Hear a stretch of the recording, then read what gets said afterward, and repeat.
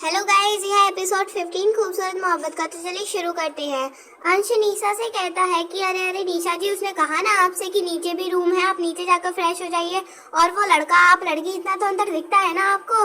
तो निशा गुस्से में अपना हाथ झटकते हुए कहती है कि तुझे क्या जलन हो रही है, हम पहले भी एक साथ ही रहते थे ना, एक ही कमरे में। तो अंश कहता है कि पहले आप उसके साथ रहती थी, वो आपके साथ नहीं, और अब आपका बेबी बड़ा हो गया तो उसको तो शर्म आएगी ना आपके सामने, आपको तो शर्म आने रही। इतना कहकर अंश से ज्यादा ही मुस्कुराने लगता है। फिर निशा गुस्से में कहती है कि यू इडियट, तुम मुझसे ऐसे बात करो कि तुम्हें तो मैं। वो इतना ही कह पाती है कि रिधिमा की आवाज आती है। अरे यार निशा, चल ना, क्या कर रही है वहाँ खड़े खड़े। निशा अंश से कहती है कि तुम्हें तो मैं देख लूंगी। इतना कहकर वो नीचे जाने लगती है। फिर अंश हंसते हुए कहता है कि देख लीजिएगा, पहले अपनी शक्ल तो देख लीजिए आईने में, गुस्से से टमाटर हो गई है। फिर निशा अपने रूम में चली जाती है और मनन भी रेडी हो जाता है और अंश बाथरूम में चला जाता है। फिर सब रेडी हो जाते हैं और मनन और अंश के आदमी घर में आते हैं। फिर मनन उनसे कुछ बात करता है और फिर वो लोग सब बाहर चले जाते हैं। मनन रॉकी को रोक लेता है। इस बीच सुबह के 8 बज जाते हैं। वहीं दूसरी साइड सुभाष जी के घर मनाली ने अपना गेट ही नहीं खोला, क्योंकि उसने पूरा मन बना लिया था कि वो अब मनन के घर खाना बनाने नहीं जाएगी, कल रात जो हुआ था उस सब को लेकर। फिर मंदिरा उसका गेट खटखटाती है, लेकिन मनाली कोई भी जवाब नहीं देती है। ये देखकर रानी जी थोड़ी डर जाती है, क्योंकि ना ही उसके कमरे से कोई आवाज आ रही थी और ना ही उसने कोई रिस्पॉन्स दिया। मंदिरा गुस्से में कहती है कि दरवाजा खोल, एक तो घर में इतने सारे काम पड़े हैं और ये महारानी जी अंदर आराम कर रही है, जल्दी खोल, बता रही हूँ मैं तुझे। इतना सुनकर भी मनाली दरवाजा नहीं खोलती और ना ही कोई रिस्पॉन्स देती है। रानी जी वहीं खड़े खड़े मंदिरा की बातें सुन रही होती हैं। फिर वो कुछ सोचते हुए सुभाष जी के पास जाती हैं और उनसे कहती हैं कि सुभाष जी, इतनी देर हो गई है लेकिन मनाली ने अभी तक दरवाजा नहीं खोला है, क्या करूं मैं इसका। तो सुभाष जी चौंकते हुए कहते हैं, क्या मनाली ने अभी तक गेट नहीं खोला? इस लड़की के तो कुछ ज्यादा ही नखरे हो रहे हैं, अभी देखता हूँ मैं इसे। इतना कहकर वो उसका गेट जोर जोर से पीटने लगते हैं गुस्से में, लेकिन मनाली तब भी अपना गेट नहीं खोलती है और ना ही कोई जवाब देती है। वो बस सामने ही देखती रहती है बैठ के। फिर सुभाष जी भी अपने पैर पटकते हुए चले जाते हैं और रानी जी सोफे पे बैठ जाती हैं और मनाली को बहुत बुरा भला कहने लगती हैं।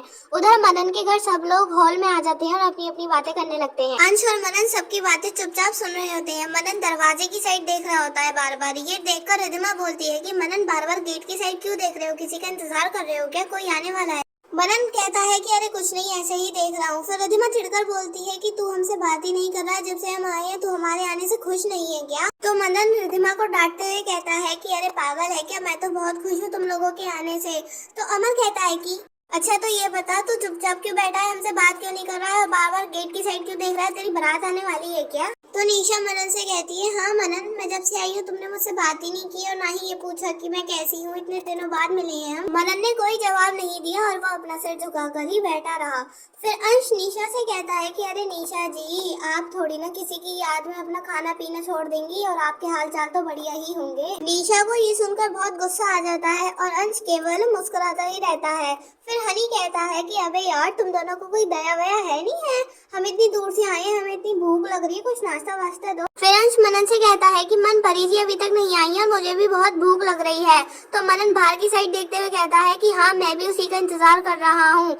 फिर सैम अंश से कहता है कि अंश, ये परी कौन है? अमर कहता है कि हाँ, ये परी कौन है और तुम इसका इंतजार क्यों कर रहे हो? अंश कहता है कि देखो, परी जी आएंगी तभी खाना बनेगा। फिर रिधिमा कहती है, मतलब श्याम काका नहीं आएंगे क्या, और ये नई कुक कब रखी तूने? फिर मनन सबकी साइड देखते हुए कहता है कि श्याम काका गाँव गए हैं इसलिए हमें नई कुक रखनी पड़ी। फिर हनी कहता है कि यार, तेरी नई कुक कब आएगी, हमारे सबके चेहरे तो देख, कब तो वो आएगी और कब तो खाना बनाएगी। फिर मनन उठकर दूसरी साइड जाता है। वो सुभाष जी को कॉल करता है, लेकिन सुभाष जी का फोन नहीं लग रहा होता है। अब मनन को भी बहुत टेंशन होने लगती है कि मनाली ठीक तो है। अंश भी उसका वेट कर रहा होता है और सबको बातों में लगाए रखता है। रिधिमा और हनी मुंह उतार कर बैठे होते हैं। अंश रिधिमा से कहता है कि एक काम करना, तू और निशा जी किचन में जाओ और जाकर नाश्ता तैयार कर लो सबके लिए। रिधिमा क्यूट सा फेस बनाकर कहती है कि मुझे खाना बनाना नहीं आता, मैंने तो कभी किचन में अपने लिए चाय भी नहीं बनाई। इतना सुनकर अंश निशा की तरफ देखता है तो निशा कहती है, ना बाबा ना, मुझसे उम्मीद मत करना, मुझे भी खाना बनाना नहीं आता है। अंश धीरे से कहता है कि लोगों को बेवकूफ बनाना तो बड़ा आता है। अमर मुंह पर हाथ रखकर हंस दिया। फिर सैम को भी हंसी आ गई। ये देखकर निशा को बहुत गुस्सा आ गया और वो अंश से बोली, क्या क्या कहा तुमने, अगर तुम्हें बनाना आता है तो तुम बना लो ना हम सबके लिए नाश्ता।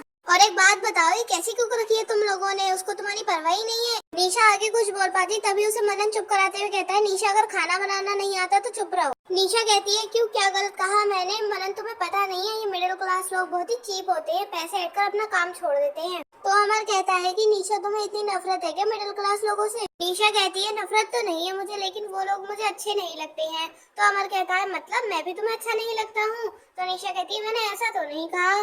तो अमर हल्की सी स्माइल करके कह देता है, अच्छा। फिर निशा दूसरी साइड अपना मुंह घुमा लेती है। उधर सुभाष जी के घर इन सब में 2 घंटे बीत चुके थे, लेकिन मनाली अपने रूम से बाहर नहीं आई थी। रानी जी को ये सब देखकर बहुत घबराहट होने लगी। उनके दिमाग में बहुत गलत गलत ख्याल आ रहे थे कि मनाली ने कहीं सुसाइड ना कर लिया हो।